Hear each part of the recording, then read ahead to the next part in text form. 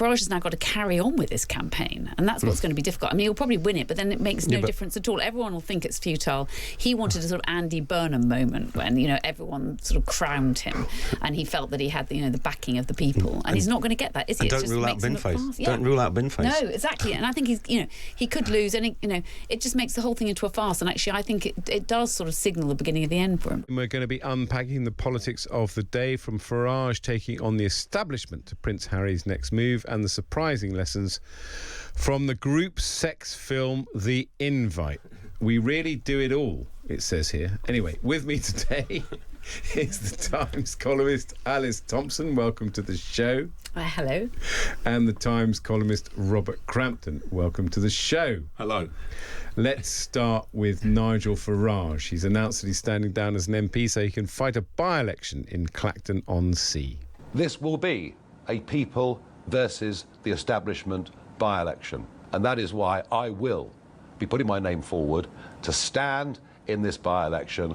I will fight to win. I will fight to continue the political revolution that reform has started. Sorry.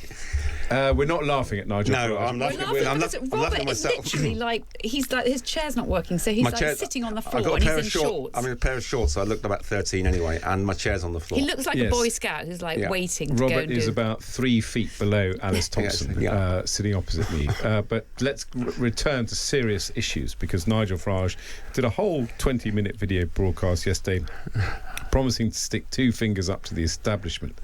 But unfortunately for him, or perhaps not, the Labour, Lib Dems, the Conservatives, even the Greens are refusing to stand against him. Alice, has Nigel Farage made a massive miscalculation?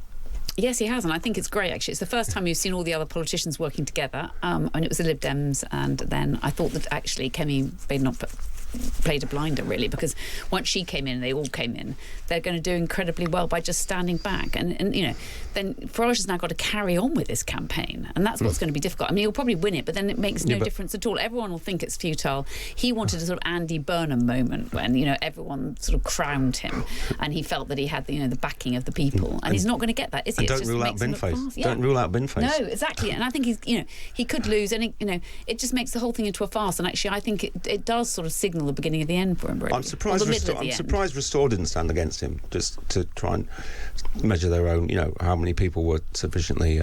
Yeah, I was quite surprised by that. But they want to humiliate him, don't they? And actually, I think that's what happened. I think Rupert Lowe realised that this was a way to totally humiliate the opposition. Could get in on a low turnout, and then they'll be able to say, well, he's got in, but only 1 in 5 of the electorate in Clacton voted for him. So what kind of a people's...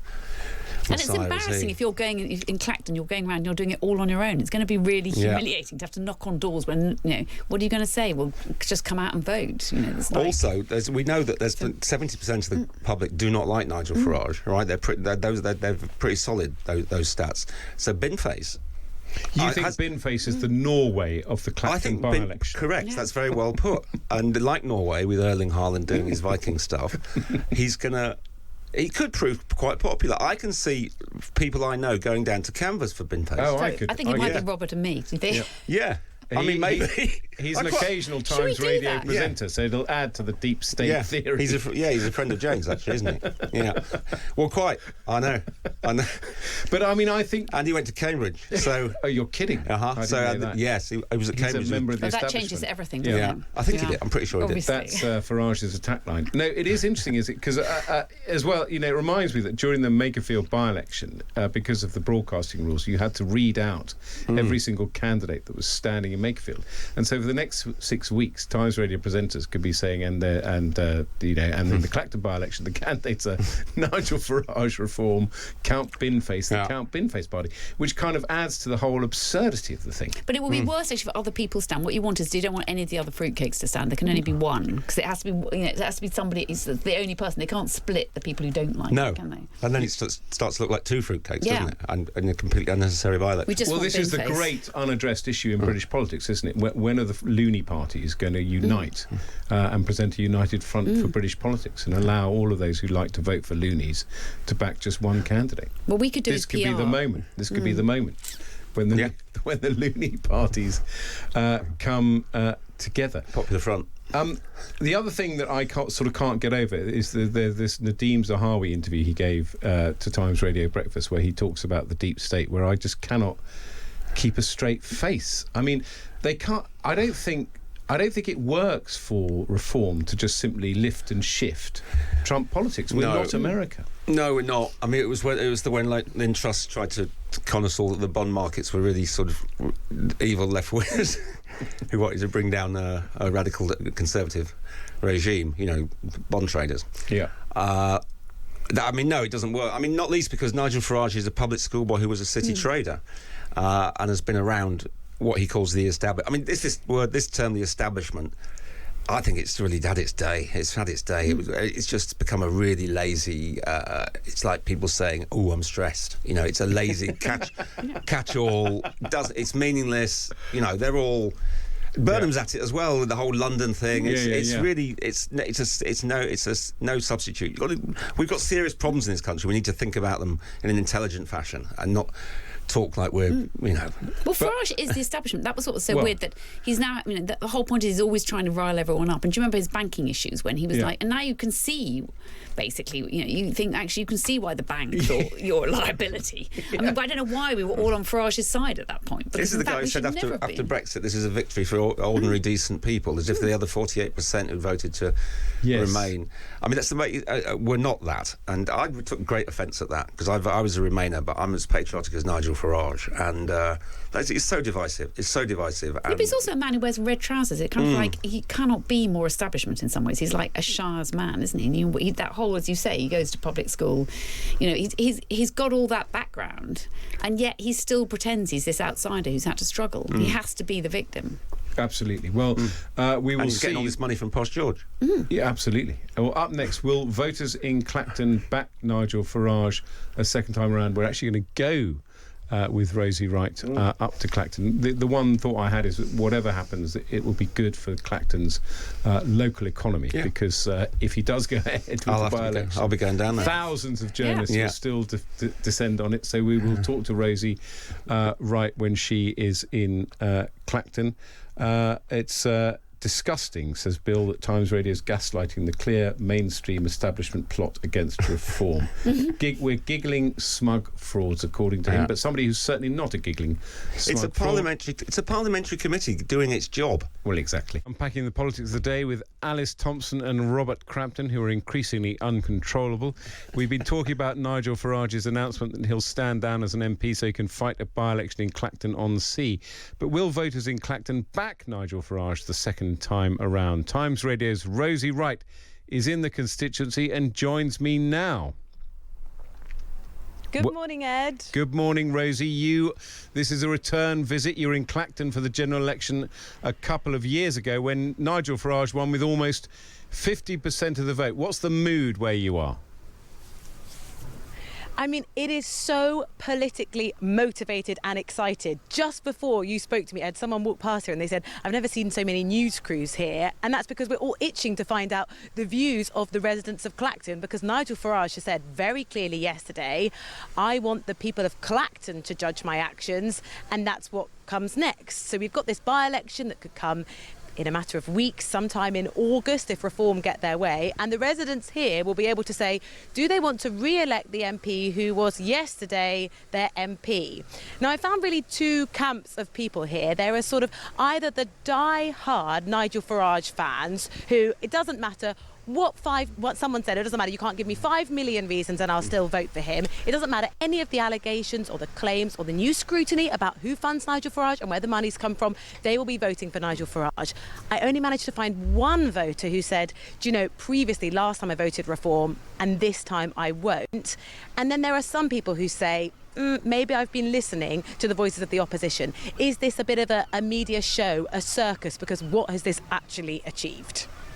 Yes, so what else have people been saying? I think you may have some vox pops, we call them. Yeah, I have. And I said earlier this morning, normally when you're sent out as a reporter to do vox popping, it is a bit of a nightmare, to be honest, because you've got to persuade people who are busy to try and talk to you. It has been so easy today. Everyone is itching to tell me their opinion. Sometimes they're walking past and they see the microphone, they're going, you're here to talk about Nigel Farage, who we are expecting to be here at some point today, potentially Count Binface as well. That's been rumoured. But I think the best way to let you know what the residents of Clacton think is to let you hear what they told me. He's resigned, he's going to stand again. Assuming he get re-elected, he's still got that money inquiry hanging over his head, so I can't see what it's achieved. Nothing, as far as I can see. I still think it's a farce. I still think that, the whole system is flawed completely. With what's happening with the PM, I think, the whole system needs a shake-up. I can't understand how he's resigned and he wants to come back again. Why didn't he just stay where he was? Will you be voting for him again? It all depends what comes above this £5 million. I would vote for him again, because I do like him for his policies and whatever he stands up for. I'm also finding, Ed, when you're talking to people, sometimes they've got sort of a hazy view of actually what's going on. They say, isn't there that sort of donation or something? And then you're kind of thinking as a reporter, well, shall I tell them all the specifics, or am I just here to hear what you think and what you learnt and what you believed when Nigel Farage called that by-election? The other thing, and I know you've been talking about this, is we've got this by-election to come. There is the potential that these residents who are going to be asked to vote again could have to do it for a second time. That's if 10%, if there's a recall petition, 10% of the electorate here say, yeah, OK, we want to vote again. And if you look at how people voted in the last election, when I was here in Clacton, and if you add up the number of votes of people who voted for Labour, Liberal Democrat, Greens, you could hazard a guess to say, if they wanted to, there are enough people of the people who voted for opposition parties to reform last time who'd vote again that would get you over that 10% threshold. So they could be doing it for another time, a second by-election in a row. We need a repeat of that very famous clip of the lady voter who said, no. Brenda from Bristol. Brenda from Bristol. Oh, no, not another one. I mean, maybe there should be legislation that makes Clacton vote every 6 months so that we didn't have to bother with inquiries into Nigel Farage. Well, thanks so much to Rosie Wright for going all the way to Clacton to talk to the constituents of Clacton. I think one of the things that was interesting about what Rosie said, and it came out in the Makerfield by-election, which is that, voters are serious people. And so they take an interest in this. It was interesting, she said, some of the issues are hazy to voters, and that's totally understandable. 99.9% of people are normal and have normal lives. They're not political obsessives. But they do take this issue seriously, it seems to me. Yeah, I think that's great. I mean, I think we're hazy as well. I mean, we spend our whole time looking at politics and we don't know exactly what reforms stand for, do we? I mean, that's the problem, is that everyone flip-flops so much in politics now. And I think they're rather impressive that they're bothering to look at this again and to think they're going to have to vote again. They must be getting incredibly bored of it, although maybe it's quite fun. It's a hot day to suddenly have all the reporters I guarantee that, Rosie, having done this many times, I guarantee that those 3 clips, that's the tip of the iceberg, and there'll have been 15 or 20 people who say, who will have said to her, sorry, love, haven't got time, not interested, don't know anything about it, blah, blah. So it was slightly skewed because you have to get the quotes as a journalist. So you're kind of doing people a favour, in a way, by...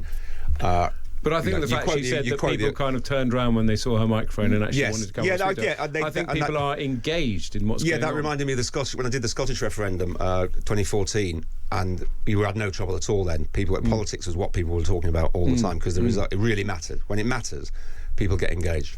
Yeah. But also I worry for Nigel Farage. He hasn't been in his constituency that much. It's not like... Actually, Rupert Lowe did a lot in Great Yarmouth. It's interesting. He's not a constituency MP. So it'll be interesting to see whether that comes through, or whether they just like him so much on the national stage that they will still vote him in. Yes, there is an element of people like Farage where... I mean, I don't know how often he's been in his constituency, but there's an element of people like Farage where it doesn't really matter whether you're a good constituency MP or not, because your constituents almost regard you as a national figure. Whereas Andy Burnham, who's obviously trying to emulate, he was a good local mayor. People did like him personally for what he had done for Manchester, what he did for the Makersfield. So that did pay off, but I don't think he's done that much, Farage, for his own constituency. There are all sorts of interesting constitutional issues arising. I mean, one of them was whether or not the loony parties would unite as one, and the other one from Catherine is, if Count Binface gets elected, does he swear the oath wearing his bin costume? I should hope so. Yeah, I think that's actually in the Constitution, isn't it? I think he'd take it quite seriously as well. I mean, it wouldn't be a bad addition, to be honest. To be honest, Westminster. that's the whole point. I like his. I mean, he's the genuine anti-establishment candidate. If you want to put two fingers up, legalise the hunting of fox hunters. Yeah. If you want to put excellent policy. It's always the way when you unpack the policies of the loony parties. They contain some genuinely thoughtful. I could go a long way with him, with the bin face. Well, let's talk about other by-election victors. Andy Burnham. We were discussing how this might take attention away from Andy Burnham. One of the challenges he's going to face if he becomes our Prime Minister, as he almost inevitably will, is the fiscal one. The Office for Budget Responsibility, the government's fiscal watchdog, yesterday produced its annual assessment of the long-term state of the public finances for the next half a century. Well, that will last a long time, won't it? Wow. It said that Britain's national debt is moving on to an unsustainable and ever-rising path, Robert. Well, we've seen this coming for a long time. Some of my colleagues, Danny Finkelstein, amongst them, Fraser Nelson, have been writing about this for a long time. We give ageing population, triple lock, blah blah blah. We cannot afford the debt that we've got. Something has to go to give. You have to cut welfare, raise tax, grow. Borrow, can't borrow more because of fiscal rules. Growth is looking very stodgy. Labour government doesn't seem to want to cut welfare. Always looking to tax more. Some of Burnham's advisors, economists, Lord O'Neill among them, has got a report out today, I think, with what's been seen as sort of a first draft of Burnham economics, and it looks. It seems to talk mostly about tax. Pat McFadden said about going to meetings where people just said, "How can we tax more?" And the terrifying one for people for those. The terrifying they have to do the property taxes. I mean, they can't do any other tax almost. So they are going to have to do stamp duty, which Lord O'Neill wants to roll in together. I think he wants to abolish stamp duty. Yes, he wants a 1% annual property tax. And then you have this, but then actually, yet again, you're going for the middle classes. So what he's basically saying is we need to squeeze people more, and I think that actually makes it more clear to people, because instead of saying we're going to look at the benefits bill, we're going to cut that. What they're actually saying is we're going to increase the benefits bill, because they're now looking at giving childcare to people who are on benefits, and they're adding more to the benefits bill, whereas they're going to tax more. I mean, that's a tax. I think it is quite a dividing line now. That's a tax on London and the South East, basically. If you have a 1% property tax, there'll be people, me included, who'll be thinking, wow, that's a lot of money. You'll be paying a 5-figure council tax. Average house price in London and the South East now is around about £500,000, I think. And also stamp duty, although it's a terrible tax because it stops people from moving around. If you don't move around, you're not paying it, so actually it doesn't affect you. So this is going to affect people a lot more. And I think and he's got the triple lock. So I do think that he's going to find there's going to be it's going to be massively divisive. You're going to find people who really, really mind about this on both sides. I mean, it tests the credentials of middle-class Labour voters, of whom there are now a lot. You could say you could say some people are rich enough to swallow it, but an awful lot of people who currently vote Labour for probably for reasons of social liberalism as much as anything, that is a test. That's a squeeze, isn't it? When we say, actually, you live in London and the South East, you're going to be paying £10,000 a year. Every year. And it's asset-rich, cash-poor people. Just because you live in that house. Yeah, you can actually pay back. So if they have the property tax, you're going to be able to pay it back when you die. But then that also goes into inheritance tax. And I mean, I do think there's an issue that also now that, as Andy Burnham spelt out, the money will now be going further up north, or it'll be going to different places. And he was very honest about how much the south subsidises the north. And I think people hadn't really thought about that as much. I think he actually pointed it out to people. For people unemployed in the north, who we want to come where the jobs are, who can't come at the moment because of the cost of housing. Not going to make it any easier, is it? I mean, the thing that drives me mad about this OBR report is not targeted at the OBR, is that they are stating the bleeding obvious. And we've been stating the bleeding obvious now for going on for 5 years. We all know what needs to be done. Every politician knows that the pensions triple lock is unsustainable.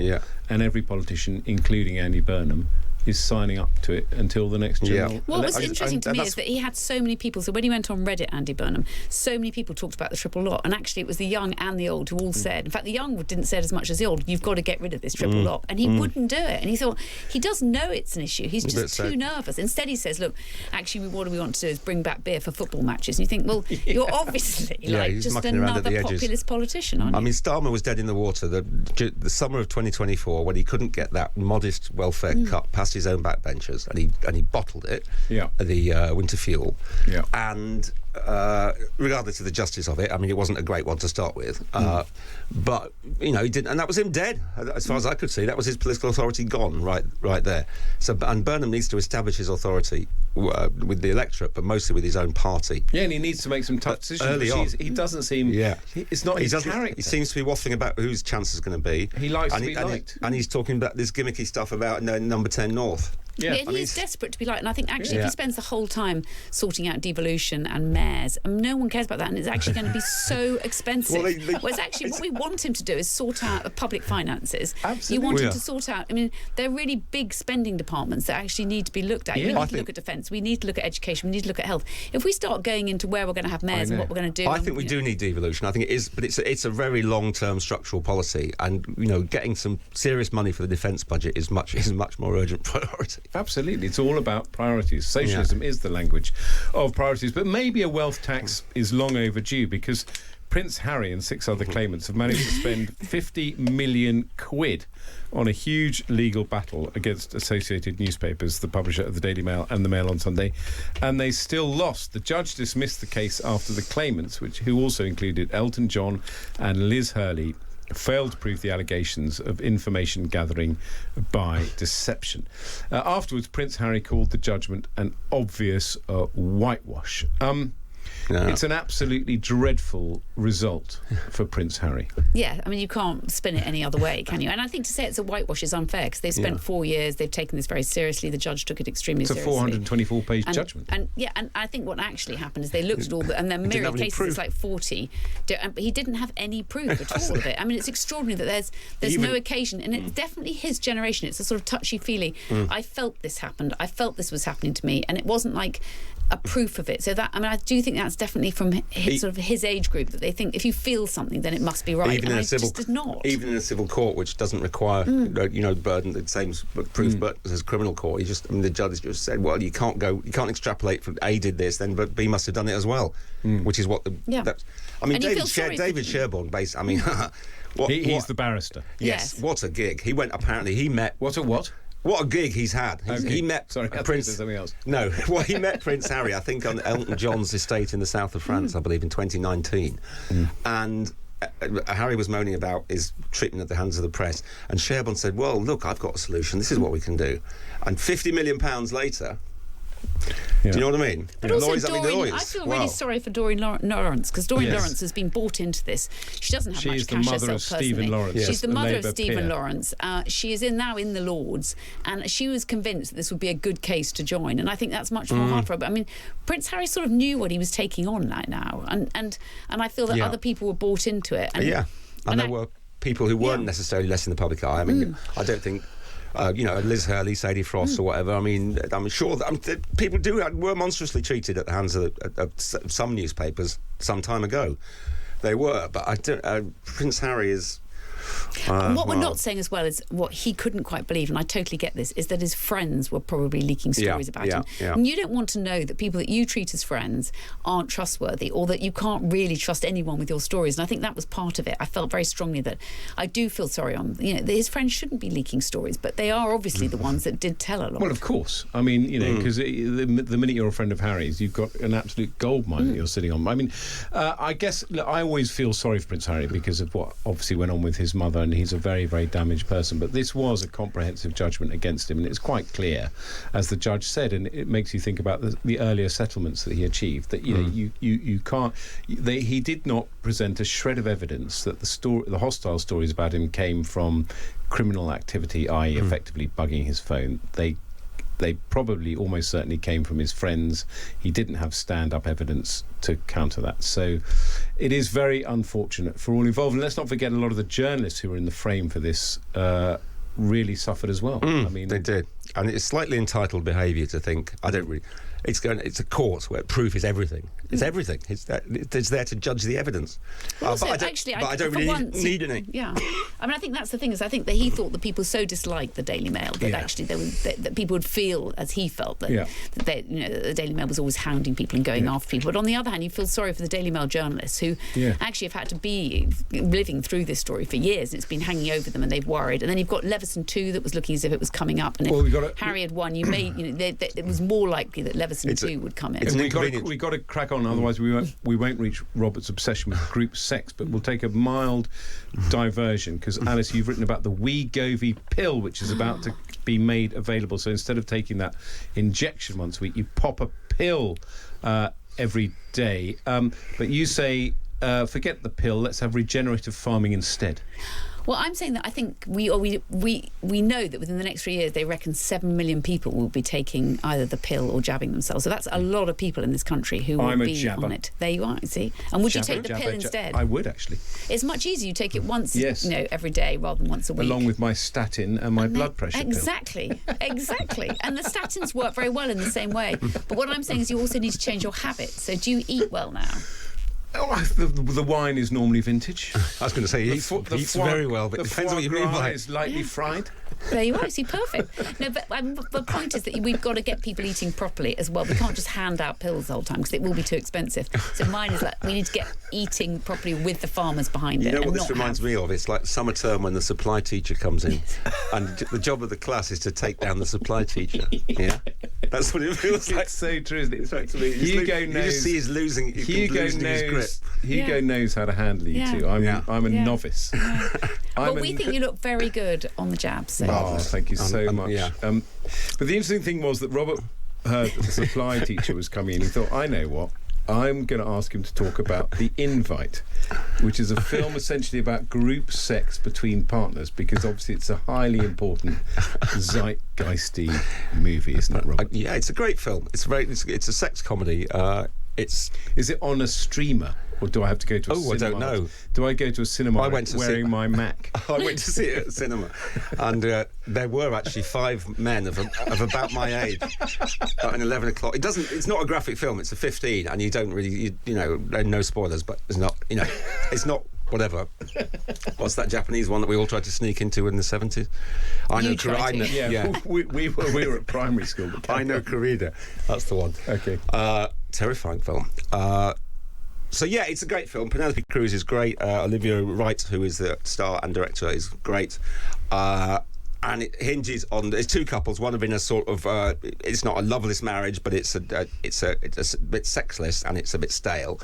And it's a great depiction of a long relationship because they still get on, but there's some great humour around what happens in a long relationship. And then the couple upstairs, who are Ed Norton and Penelope Cruz, sexy couple. You're just average couple. Yes. You're average couple. They come down for dinner and they make a proposal, an invite. And Seth Rogen is very funny because this is what I wrote about. He has to he doesn't want this other guy looking at his wife, but then he realises his half of the deal is Penelope Cruz, so his devotion is kind of tested. And now say no more because that would start to spoil it. But Robert, what does this say? You wanted to talk about this because it says something about the mood of the nation. I didn't want to talk. Is it Reform and Andy Burnham? I didn't want to talk about it. What are we extrapolating? I was saying that anyone's going to be tempted by Penelope Cruz, I think is what you're saying. That's kind of what I was saying. I was saying that in my experience, because I came, there was this sort of whole kind of wife swapping hippie, suburbs and hippie, pre-love that I missed out on before I became sexually mature. And then you're saying there was a specific I'm saying I felt the pampas grass was flourishing. Yes, and then now it's all swipe right, choose off a menu. I don't know what the Hinge. I guess you can sort that out if you want to. But for my generation, or maybe not, maybe just for me, that wasn't a thing. So this is a gift. This is a gift that has come down from the celluloid gods Yeah, in fill the form a big void that you've been living in the with. form of Penelope Cruz living in the flat upstairs. Yeah. But can I say, we were sent, when Robert and I were like 22 and we were on this paper, we were sent to see how many people we could snog in Paris. And we were sent as 2 couples. And we had to say we had a tally to see who could win. And I can't even remember who did. But, I mean, you would never get away with that now, would you? Well, that was the closest we came, I think, to group sex. We had this whole supplement, which was called Weekend. It was called Passport to France. Passport to France. And we basically had to fill it. It was a lot of pages. And they would send us... how many people did you snog? Well, I can't even remember. We were both there with our then partners, now husband and wife. Because who was it? Was it Sophia Money Coots? I hope I'm not taking her name. Hers was extraordinary. She did the cruise, group sex cruise. I did a tantric sex weekend as well. And I had to do a nudist weekend. We were sent off everywhere. Narrowly escaped with my life. That was only a few years ago. What happens on a tantric sex weekend? Well, I mean, I thought it would ease you into it, so to speak. It's actually a week. I go down on there on Friday night, and it's bits and bobs out straight away.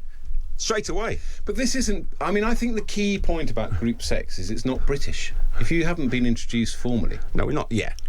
We're not Germans. You can't have group sex. Yeah, do you know what I would have thought you were going to say? Is what I find fascinating is about all these stories is that the Times readers all go, we're so shocked, it's appalling. But in fact, they are always the best read stories of the month. Yeah. It's kind of bizarre. Most read on the Times website today. It is really extraordinary. The British may not do it, but they do have an appetite for reading about it. I smiled when we put Sydney Sweeney on the cover in October in a very revealing dress.